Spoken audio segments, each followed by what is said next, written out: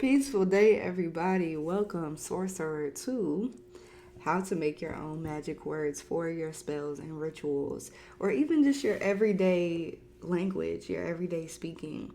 Now, the reason that I got into creating my own language and my own words was because there's so much power to what you put meaning to. And sometimes we just kind of go on about our day without any intention to the language that we primarily use. And that really doesn't like honor the different parts of us. We have a DNA blueprint. We have a DNA blueprint that is connected to the astrals, to the galaxy, to other worlds. We have a DNA blueprint that is connected to our lineage, our ancestors here.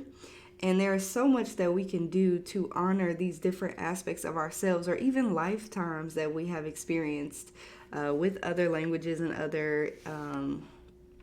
other ways of invoking energy, right? Like when you think about how important and powerful the voice is, how we speak to ourselves, our inner dialogue, the way we speak to others, the way we speak over our life, it's literally a magnet for what we are calling in and what we are speaking. So whatever vibration we are emanating through this space, through this strong space, is going to bring that into our life. It's going to magnetize what is in our life.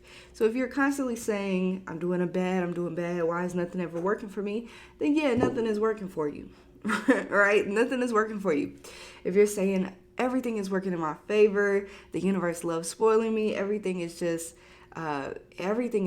divinely aligned, you're invoking this energy of things are already good, they're already taken care of. Even if you may not be feeling that way, you're going to recollect this memory of feeling good.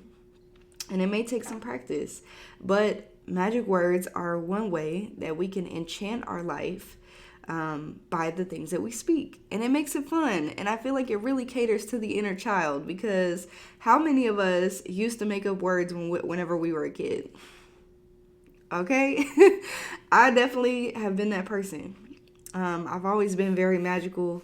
As a kid, I would sing in other languages, which were really my ancestral tongues that I just didn't know at that time, and I was not presently aware, but it was something that was just coming out of me. I would just make up stuff all the time, and it really was me pulling out things from my DNA, from my blueprint, to be able to express that. And so words really allow us to get creative and to tap into parts of ourselves that we may not be otherwise honoring in other parts of our life, other aspects of our life. Now, there's so many different things that you can do to create words, to utilize words, to tap into those energies. And the first thing is to channel your ancestral languages and to channel your light language, if that's what you want to call it. You can connect with the wording of that however you see fit. I call it my ancestral languages because I'm tapping into previous soul experiences and memories within my DNA. That goes hand in hand with all of these different aspects of me. And so I speak many different languages from my ancestral tongues. Light language would be something that I consider is just my primary soul language. So the one language that my soul is going to speak at its core. So to me, those are the differences, but please, by all means, meditate on that. See what resonates with you. That's the most important thing. If it's not resonating with you, it really doesn't matter what I'm saying, okay? So meditate on it, see what fits with you. Now, when you're channeling those aspects of yourself, I recommend that you pull out your voice recording on your phone, or if you're a scribe and you script things, you can write it out. I have written out, for sure, languages in my journals and my notebooks, and just wrote in my ancestral tongues. But my primary source of connecting with that language is through speaking it. So I love to record myself and then go back and rewrite what I'm saying. Okay? And then one of the best things that you can do with that is to sit and ask your ancestral language or your light language to come forth. And you just take out your thoughts. Take out any idea of what you think this language is supposed to be like, and you just let it flow through you. It's going to be like you're not even thinking. It's going to flow off of your tongue, and you're going to be surprised when you hear it yourself. You're going to be like, and you're going to feel it in your body. You're going to feel these tingling sensations, maybe some burning sensations. You're going to feel sensations in your body to respond to the frequency that your soul or your DNA is providing to you in that time. And the reason that's important too is because these ancient languages, or languages that we deeply resonate, they have a lot of power to them.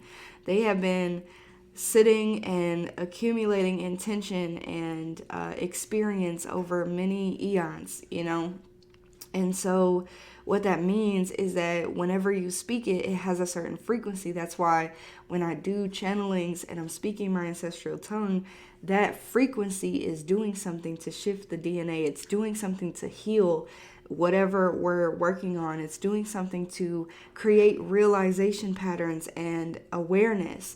And so there's a lot of power in that. Even the frequency, when you think about, I don't know if any of y'all are like keen on Buddhism, but when they talk about the hum being one of the first sounds to ever be orchestrated through the universe. So it's like, that's why each chakra has a tone, it has a sound, it has a frequency, right? Our voice carries frequency. So just remember that, and remember the importance of your words. And the more you are intentional about your words, the more you will see a shift in your everyday life. Now let's get into actually creating words from your ancestral origins, or even languages that you may feel resonation to. Like, you may be feeling very called to a particular language.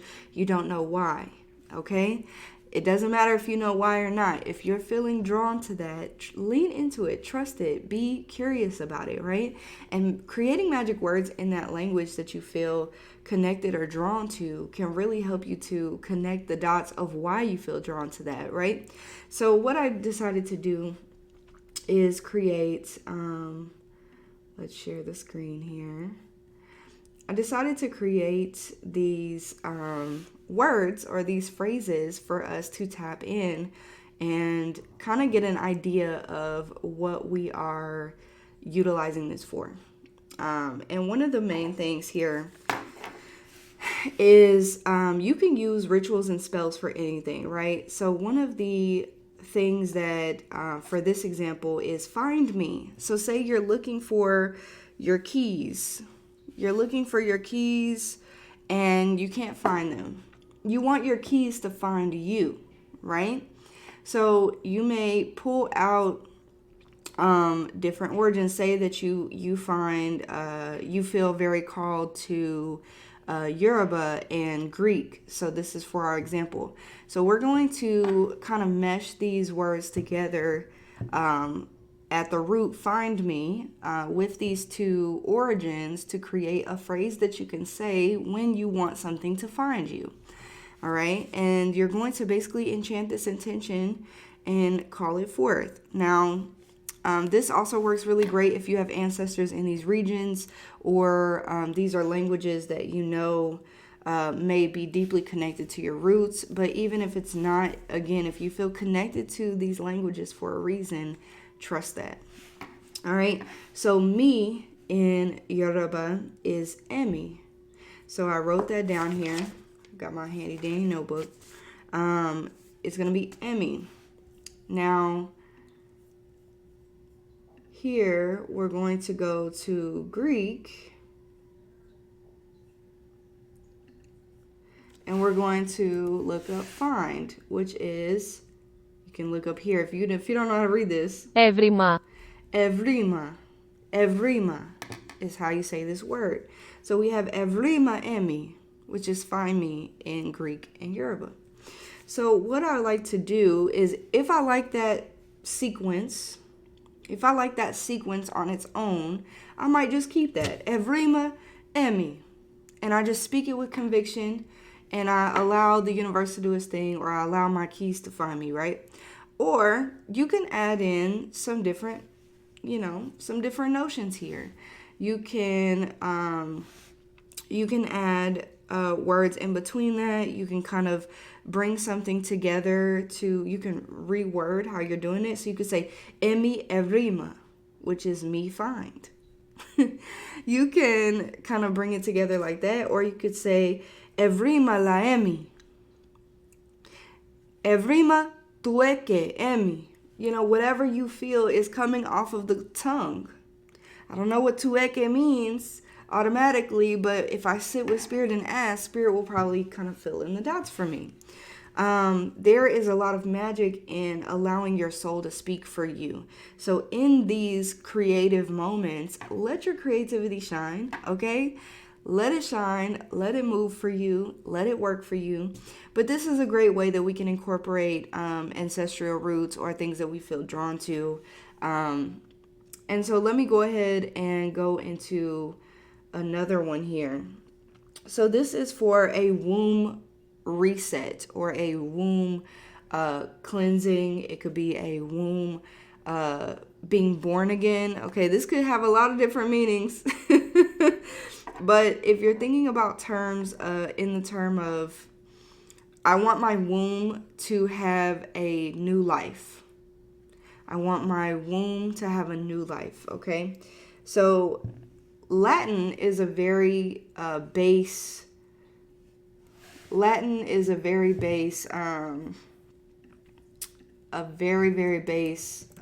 language that is often in the root of many other languages. So if we put womb here, we have utero, right? So we have utero. So if we're saying womb born again or womb reset, I think about what synonyms kind of go with reset. And I wrote down reset, revival, and then reborn. So we have utero for Latin. Now let's go to Maori. And let's go to reborn. Wanao ano. Now, you may not be saying these all correctly. What I like to do is kind of look up the words that I may not know the exact saying for. And I look up on YouTube how to say wanao ano in Maori. And I look it up and I'm like, okay, this is how you say it, right? So that frequency and vibration definitely matters. But, the intention is very prevalent. It's very prevalent. And you just want to make sure that you're being as respectful and sincere as possible. So if we have utero, wano ano, and that means womb born again, we could also work that around. So ano is again. So you could say ano, utero, wa ano, which is again, womb born. The womb is born again. You could mess around, say it in multiple different ways. You could say, so Spirit is telling me, kiipe,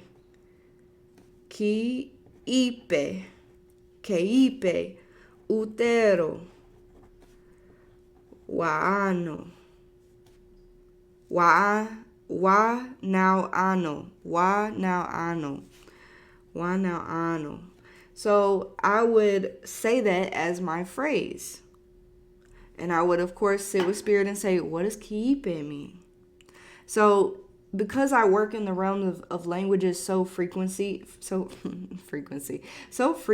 that, of course, these words are just kind of coming off the tongue because I practice this so much. But if you don't have other words that surface for you, that's okay.